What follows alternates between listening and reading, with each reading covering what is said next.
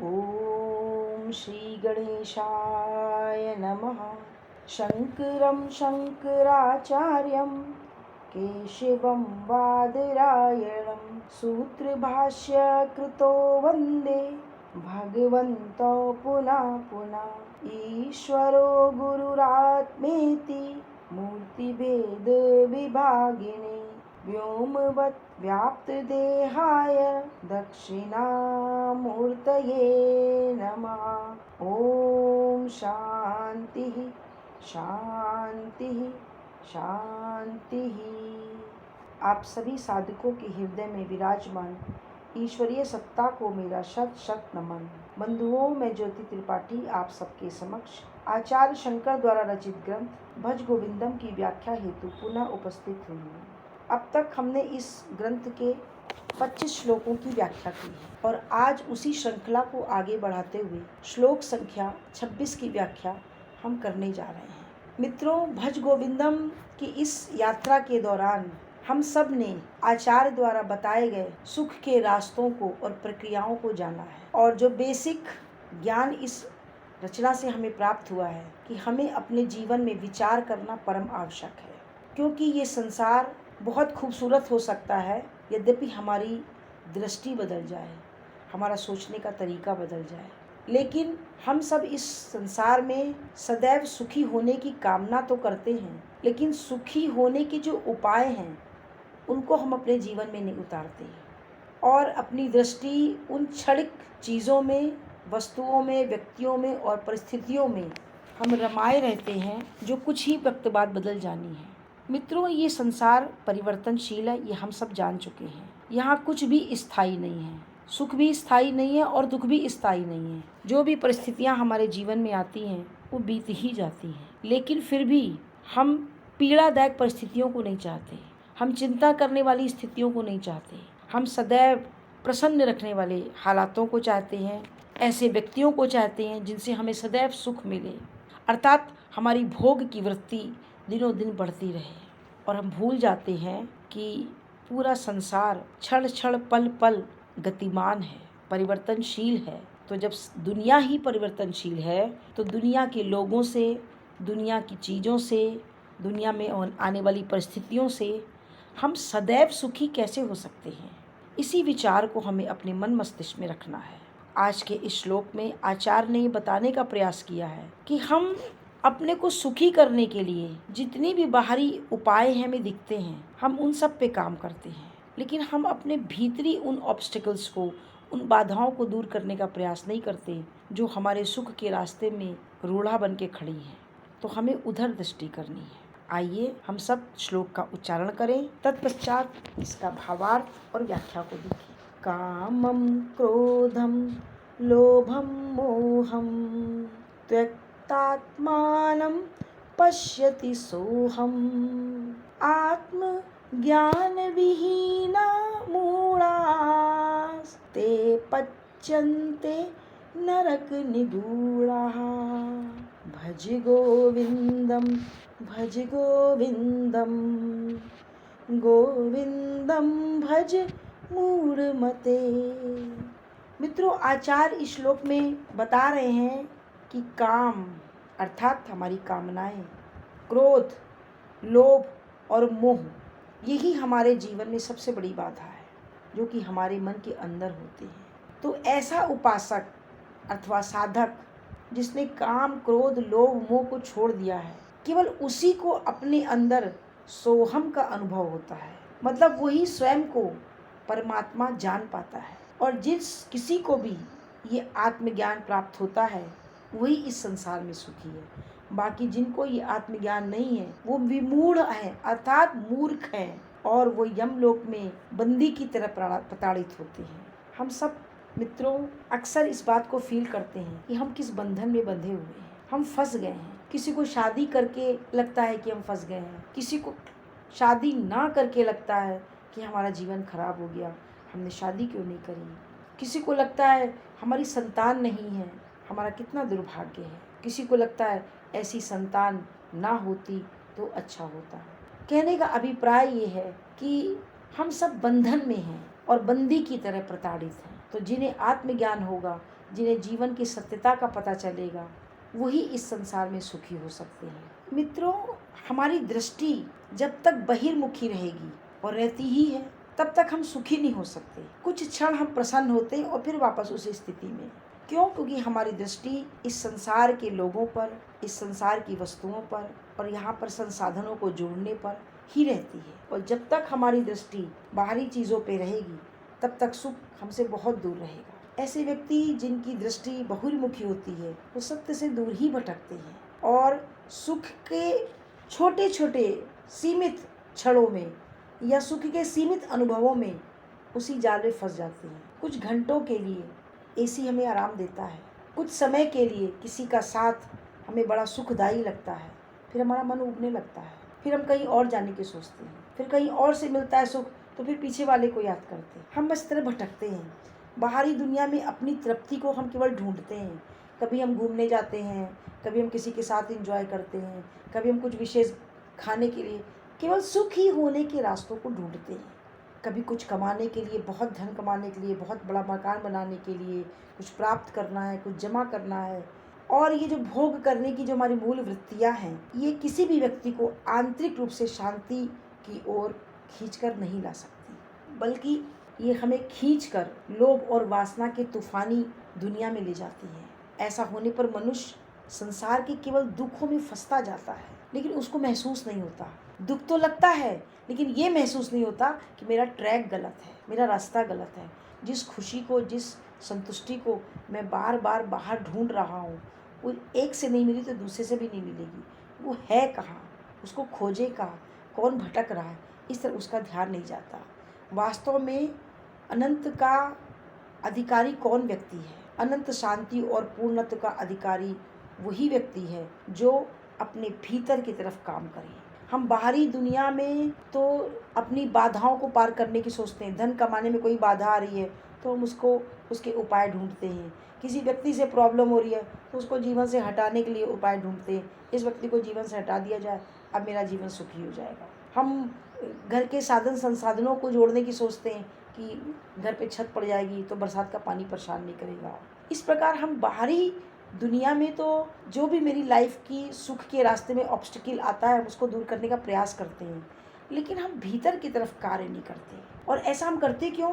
मात्र अज्ञान के कारण।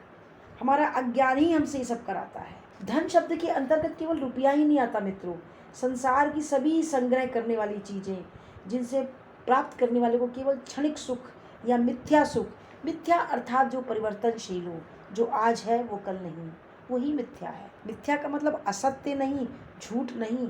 सत्य तो है लेकिन बस कुछ सेकंड्स का जो, और सत्य उसे सत्य कहते हैं जो सदैव हो, सदैव रहे। जैसे कि परमात्मा, ईश्वर का एहसास, ईश्वर का साथ जो सदैव था, सदैव है और सदैव रहेगा। धन कमाना कोई दोष नहीं है और धन के विरुद्ध भी कोई बात नहीं कहने का प्रयास कर रही हूँ, लेकिन धन को पकड़ना, उसके पीछे भागना, ये हमारी तृष्णा को बढ़ाने वाला है। धन की जो इच्छा है वो तो व्यक्ति और वस्तु के बीच में एक प्रकार का संबंध स्थापित करती है इस संसार में जीने के लिए जो जरूरी है, लेकिन उससे सुख मिलेगा, ये धारणा गलत है। सुख तो हमें कंप्लीट शांति से मिलेगा और वो शांति हमारे अंदर तभी आएगी जब हम अपने आंतरिक बाधाओं को दूर करेंगे। हमारी आंतरिक बाधाएं कौन सी हैं? इस श्लोक में आचार्य ने बताने का प्रयास किया है। काम, क्रोध, लोभ, मोह, ये हमारे आंतरिक बाधा है। और इसमें सर्वप्रथम है हमारी काम यानी कामनाएं। हमारी कामनाएं अनंत हैं, एक पूरी होती है दूसरी जागृत हो जाती है, पहली पूरी होने के बाद पहले ही दूसरी उत्पन्न हो जाती है। और जब कामनाएं पूर्ण नहीं होती हैं तो हमें क्रोध आता है, और अगर कामनाएं पूर्ण होती हैं तो हमें लोभ आता है। अगर चीज़ प्राप्त हो गई तो हमें और प्राप्त करने की इच्छा अर्थात लोभ, नहीं प्राप्त हुई तो उसके प्रति द्वेष, उसके प्रति नाराजगी, उसके प्रति क्रोध, और प्राप्त हो गई तो उसको पकड़ के रख लेना, ये है मोह। हम परिवर्तन को स्वीकार नहीं करना चाहते, जबकि संसार ही परिवर्तनशील है। संसार की हर व्यक्ति, वस्तु, चीज़ परिवर्तनशील है। कितने लोग हमारे जीवन में आए और चले गए, हम नहीं रोक पाए। हमने कितने प्रयास किए अपने को सजाने धजाने के, स्वस्थ रखने के लिए, लेकिन हम बूढ़े हो ही जाते हैं, हमारे बाल पक ही जाते हैं। तो सब कुछ बदल रहा है, जो कल है वो आज नहीं मिलेगा, और जो आज है वो कल नहीं मिलेगा। हम इस परिवर्तन को स्वीकारना नहीं चाहते और आचार्य शंकर का कहना है कि जब तक दृष्टि बाहर रहेगी तब तक हम सुखी नहीं हो सकते, क्योंकि सुख शांति के साथ होता है जिसमें हम रिलैक्स्ड हो, और शांति नहीं तो सुख नहीं। इस श्लोक के माध्यम से आचार्य शंकर बताने का प्रयास कर रहे हैं कि जिस साधक के अंदर ये ज्ञान आ जाता है, ये सच्चाई पता चल जाती है कि हमारे दुख का कारण हमारी आंतरिक बाधाएं, हमारी कामनाएं, हमारा क्रोध, हमारा लोभ, हमारा मोह, बार बार पाने की इच्छा, जिसको पकड़ लो उसको ना छोड़ने की इच्छा, परिवर्तन को स्वीकार करने की इच्छा, ये चीज़ें जिस साधक के अंदर ज्ञान में आ जाती हैं और इस पर जब साधक काम करता है, इन ऑब्स्टिकल्स को जब दूर करता है, तो वही स्वयं के परमात्मा होने का अर्थात सो हम, वो स्वयं को परमात्मा फील करता है, उसी के अनुभव में ये आता है। और जिसको ये बात का ज्ञान नहीं है वो मूर्ख ही है, अज्ञानी ही है, और इस मृत्युलोक में बंदी की तरह प्रताड़ित होता है, जिसको मैंने अभी कहा कि हम बहुत बार बंधन सा महसूस करते हैं। मित्रों, जब तक हम अपने अनावश्यक मानसिक उद्वेगों पर, अर्थात हमारे जो मानसिक रूप से जो हमारी इच्छाएं, कामनाएं हैं, हमारे जो विचार हैं, मेरी सोच है, उन उद्वेगों से तथा केवल बाहर देखने के स्वभाव से, अर्थात बाहरी दुनिया में सुख और खुशी और तृप्ति और सेटिस्फेक्शन की तलाश से हम मुक्त नहीं होते, तब तक एक्चुअल खुशी, एक्चुअल शांति, एक्चुअल सुख या आनंद से हम कभी भी परिचित नहीं हो सकते। हम उस आनंद की जो सूक्ष्मता है, उसका माधुर्य कभी महसूस नहीं कर सकते जब तक हम अपने इन आंतरिक विकारों पर काम नहीं करेंगे। हम अपनी कामनाओं को देखें, उसको रोकें, कामनाएं पूर्ण होने पर लोभ से बचें, पूर्ण ना होने पर क्रोध से बचें, तभी हम सुख की दिशा में आगे बढ़ सकते हैं। इसीलिए आचार्य कहते हैं कि परम सत्य का अनुभव करने के लिए साधक को काम, क्रोध, लोभ और मोह को छोड़कर बड़े उत्साह के साथ, अर्थात अपने अंदर एक जोश के साथ और बहुत सावधानी के साथ, देखिए दोनों विपरीत शब्द हैं, जोश भी हो अर्थात एक जीवन को जानने की ललक, लेकिन एक अलर्टनेस, सावधानी के साथ इस दुनिया में आगे कदम बढ़ानी चाहिए। इस तरह का व्यक्ति ही सच्चा साधक कहलाएगा और वही जीवन के वास्तविक उद्देश्य को, जीवन के असली रहस्य को, संसार के असली ज्ञान को जान पाएगा। इस बाह्य जगत का हमें जो ज्ञान है वो अनात्म विद्या है, हमें जानना है आत्मविद्या को। संसार में जो कुछ है वो सब अनात्म है। हर खुशी हमारी किसी वस्तु पर निर्भर है, किसी व्यक्ति पर निर्भर है, किसी परिस्थिति पर निर्भर है। वस्तु भी बदलती है, उसकी एक सीमा है, व्यक्ति भी बदलता है, उसकी भी एक सीमा है। अधिक से अधिक 100 वर्ष कोई व्यक्ति जी सकता है और हमें उस व्यक्ति से सुख मिल सकता है, क्योंकि आजकल अत्यंत दुर्लभ है, मैक्सिमम 100 वर्ष दुर्लभ है, और परिस्थितियां तो बदल ही रही हैं। और जब तक हम किसी व्यक्ति में, किसी वस्तु में अपने सुख को देखेंगे, तब तक हम खुद को एक और उसको दो, अर्थात दो में ही कुछ ना कुछ ढूंढेंगे, जबकि हमारे जीवन का जो आध्यात्मिक सत्य है वो इससे अलग है। दो कुछ है ही नहीं, एक ही है। इसलिए जब हम अपनी आंतरिक विकारों पे काम करते हैं तब इस चीज़ का अनुभव होता है, जिसका वर्णन इस श्लोक में आचार्य ने कहा है कि उस साधक को ही केवल ऐसा अनुभव होता है कि हम और सामने सुख देने वाली वस्तु या व्यक्ति अलग नहीं है, एक ही है। सुख एक ही तरफ से आ रहा है और वो है परमात्मा, और परमात्मा के अलावा कुछ है ही नहीं। ये बताने या कहने की बात नहीं, ये अनुभव करने की बात है। लेकिन अनुभव ये तभी होगा जब हमारी दृष्टि अंदर की तरफ आएगी। हम अपने मन पर कार्य करेंगे, अपने विचार शैली पे कार्य करेंगे, हम अपने मन की दशा को देखेंगे, ये इसको कब क्या चाहिए, ये अगर क्रोध आ रहा है तो क्यों आ रहा है, ये सुख महसूस कर रहा है तो क्यों कर रहा है। हम जब तक इस चीज़ों पे कार्य नहीं करेंगे तब तक हम असली सुख को नहीं जान पाएंगे। ये बिल्कुल वैसा ही है मित्रों, जैसे कि हमारी चाबी खो जाए और बहुत ढूंढने के बाद भी हमें वो चाबी अपनी ही जेब में मिले, तो निश्चित रूप से हम कहेंगे यही कि मैंने चाबी पा ली। लेकिन ये सत्यता है नहीं। वास्तविकता तो ये है, चाबी तो मेरे ही पास थी, हमने उस जान लिया कि चाबी मेरे पास है, हमें उसकी जानकारी नहीं थी, हमें जानना है। बिल्कुल ठीक इसी तरीके से इस संसार में सुख है या नहीं, व्यक्ति में सुख है या नहीं, वस्तु में सुख है या नहीं, ये संसार क्या है, परमात्मा क्या है, इस संसार में व्यक्ति वस्तु है या परमात्मा की सत्ता है, ये सब ज्ञान हमारे अंदर है। लेकिन हमारे जो विकार और हमारी जो ये दृष्टि बाहरी दुनिया पर है, बाहर जो हम धन में, पुत्र में, पत्नी में, रिश्ते में, संबंध में, सुखों में, मकान में, जो हम जिस सत्यता को ढूंढ रहे हैं, जिस सुख को, जिस शांति को ढूंढ रहे हैं, इस दृष्टि के कारण हम ये वास्तविक ज्ञान से बहुत दूर हैं, हम जान नहीं पा रहे हैं। और इसीलिए क्षण क्षण हमें किसी की याद भी आ जाती है तो हम सोचते फलाने व्यक्ति ने हमें दुख दिया, फलाने व्यक्ति से हमें सुख मिला था। क्योंकि जब तक हमारी दृष्टि बाहर रहेगी, हम अपना सुख बाहर तलाशेंगे, कभी व्यक्ति में, कभी वस्तु में, कभी परिस्थिति में, कभी अपने मकान में, कभी घर में। हमें अपने पे, मन पे कार्य करना है और अपने मन के अंदर जो बाधाएं हैं, जो हमारे अंदर लालच और पाने की, जो हमारे अंदर मोह, किसी भी स्थिति में, ये मेरा धन मुझसे छूटे ना, ये मेरा पुत्र मुझसे छूटे ना, मेरा पति मुझसे छूटे ना, मेरा प्रेमी मुझसे छूटे ना, मुझे जो सुख इस कल मिल रहा था आज भी मिलता रहे। जब तक हमारा ध्यान इस तरह कार्य करेगा तब तक हम उस वास्तविक सत्यता को नहीं जान पाएंगे। हमारा मूल स्वभाव परम शांति की पूर्ण अवस्था ही है, यही हमारा मूल स्वभाव है। ये आनंद काम, क्रोध, लोभ और मोह के पीछे छुपा हुआ मित्रों, बिल्कुल जैसे जैसे पर्दे के पीछे कोई छुपा होता है। और जैसे ही हम अपने इन मानसिक विकारों पर काम करना शुरू करते हैं, हमें सत्यता का ज्ञान होता जाता है। हमें ज्ञान कहीं ढूंढने नहीं जाना है, हमें बस उस पे जमा हुई जो हमारी बुद्धि पर परत जमा है, जो आच्छादन हो गया, जो छुप गया है, उसको परम सत्य को अनाच्छादित करना है, अर्थात उस विकारों की परत को हटाना है। और उसका उपाय सत्संग, महापुरुषों की वाणी, शास्त्र का अध्ययन, साधु का साथ। मैं बार बार अपने हर श्लोक में इस बात पर जोर देने का प्रयास करती हूँ।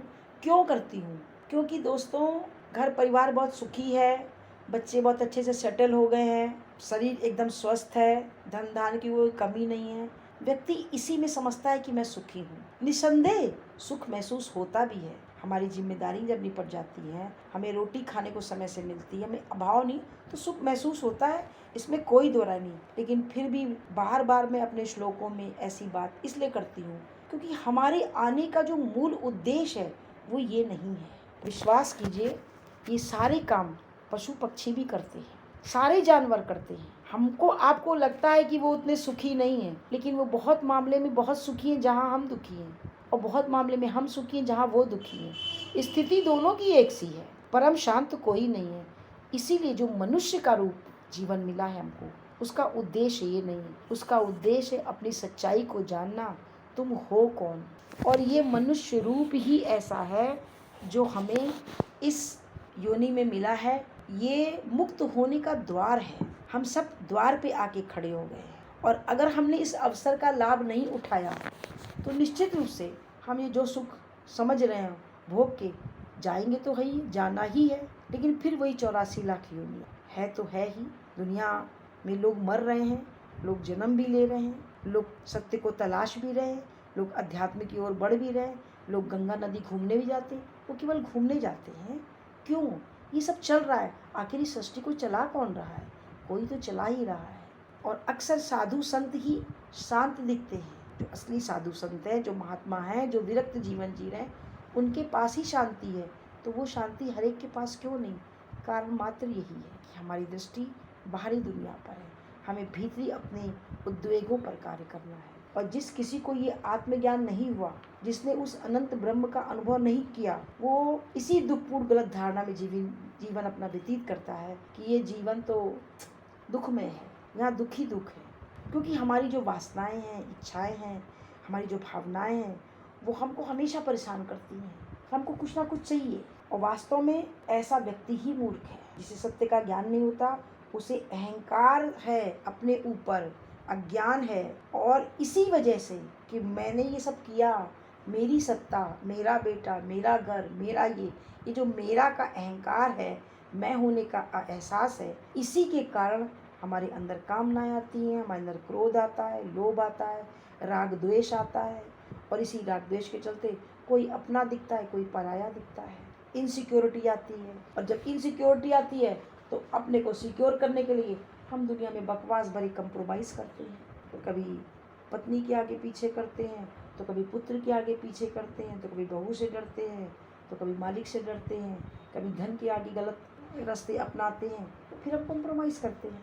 इस तरह की बहुत सारी अनेक धारणाएं हमारे मानसिक उद्वेग को बढ़ाती हैं, और मनुष्य होते हुए भी, सब कुछ होते हुए नर्क सा एहसास कराती है। मित्रों, मैं पर्टिकुलर किसी का तो नाम लेके नहीं बताना चाहती।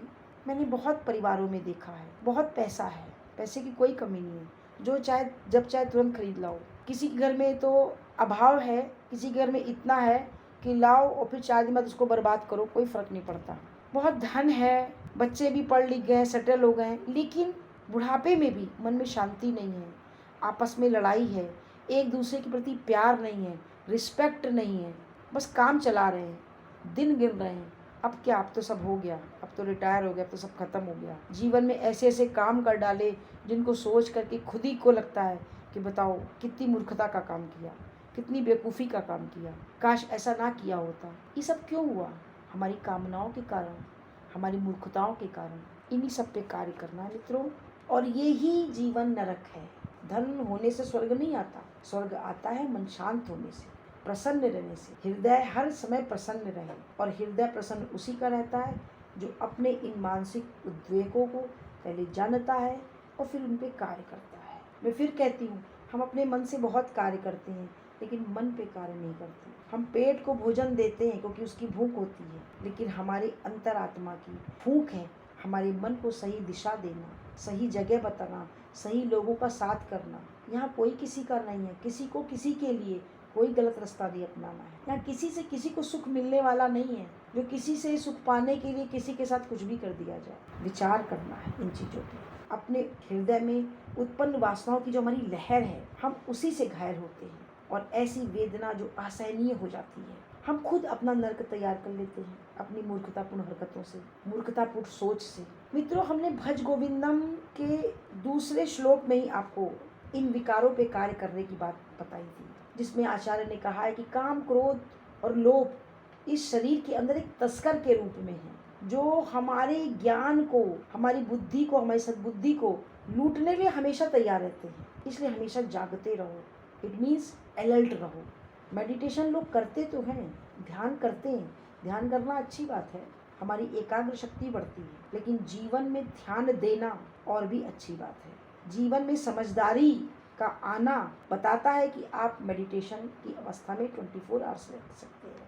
इसलिए इस श्लोक का सार यही है मित्रों कि काम, क्रोध और लोभ का त्याग करें, और अपने अंदर ही इस बात को अनुभव करें कि मैं ही वो परम सत्ता हूँ जिससे ये संसार है। मैं और ये संसार भिन्न नहीं है, और यही हमारे जीवन का उद्देश्य होना चाहिए। वास्तव में केवल ईश्वर का ही अस्तित्व है, जिसको साधु संत कहते हैं कि आत्मा के सिवा कुछ है ही नहीं।